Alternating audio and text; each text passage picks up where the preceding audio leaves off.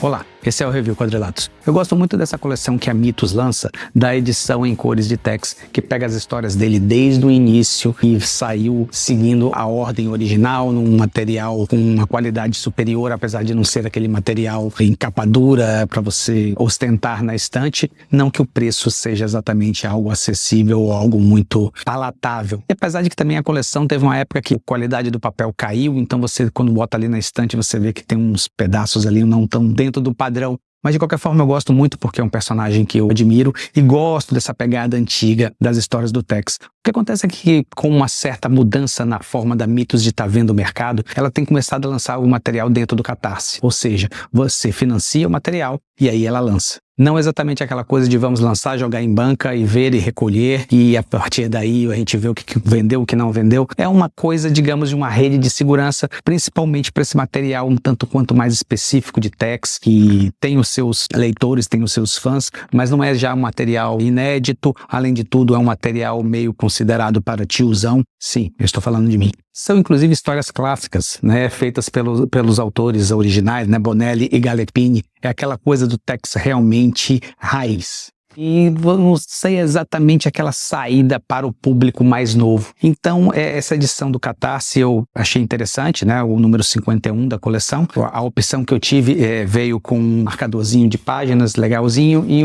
na verdade, um cardápio, como se a gente estivesse sentado num bar para poder comer um bife com 4 dedos de altura, com uma montanha de batata frita, como diz o Kit Carson. Agora, o que é interessante nessa edição do Tex, e a Mitos não poderia fazer diferente, é algo que acabou não sendo tão positivo. Essas histórias do Tex antigas, elas têm os seus altos e baixos, e quanto mais eles seguem o padrão normal do Tex, melhores são as histórias. É aquela coisa de chegar numa situação, você tem alguém que está dominando a cidade, e aí você começa a influir, é uma briga aqui, um tiroteio ali, e de repente a coisa vai se desenvolvendo até dar o andamento final. E isso, na verdade, o que aconteceu com relação ao Tex nessa edição, é que as duas histórias que tem nessa edição não são grande coisa. A Mitos não podia fazer diferente. A coleção, ela segue todos os lançamentos originais na sua ordem correta. Então você tem ali que eles não poderiam pular alguma coisa e pegar uma história mais interessante para colocar nessa edição, porque eles estariam ferindo exatamente o atrativo da coleção. Ou seja, com relação à escolha do material, a Mitos estava realmente de mãos atadas. O que ocorre é que acabou sendo exatamente na primeira edição,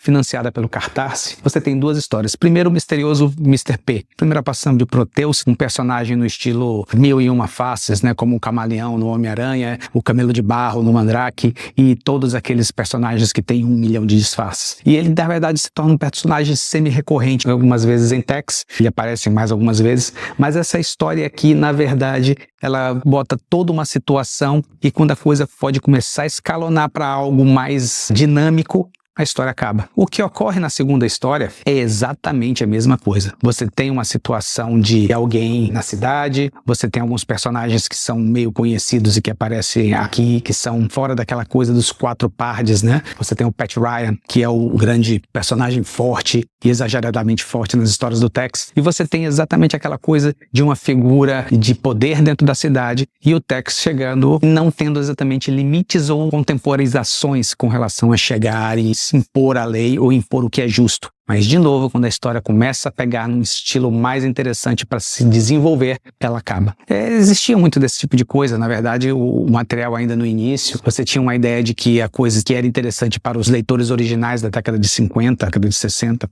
quando essas histórias saíram pela primeira vez, mas o que acontece é que acabou sendo uma edição tanto quanto fraca com relação a tantas outras dessa coleção, e exatamente a primeira edição do Catarse ser tão fraca assim me preocupa, porque, claro, o Tex vende para quem sabe exatamente o que está comprando, mas os poucos que de repente compraram na edição do Catarse por uma coisa de vamos tentar acompanhar ou querer ver por aqui, de repente pode se sentir um pouco frustrados exatamente por não serem histórias, e me perdoem aqui essa piada boba, de um grande calibre de Tex.